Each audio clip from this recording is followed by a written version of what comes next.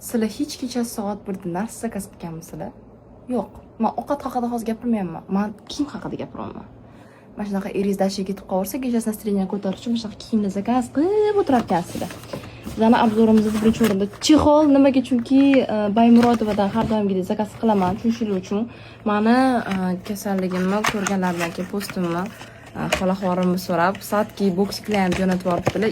Mana bunaqa bonusiga soatki piknichi hol jo'natibdilar. Men kostyumasi shunaqa shirin narsalarni yaxshi ko'raman. Ikkisida bizda ko'plab tapchika, legendarniy tapchika. Judayam kiygim keldi, mana shu yozda. Прям один в один люкс копия, но идеально смотрится на ногах. Ikkinchisi trend bo'lgan Sandrodan, Sandro o'z to'g'ri qo'yamam yo'q bilmayman. Beslari ham og'irgina qizlar. Beligacha obtягивающий bo'ladi, deb pasti bir bo'ladi.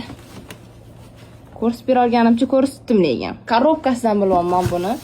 Bu anu o'rtog'imni to'yida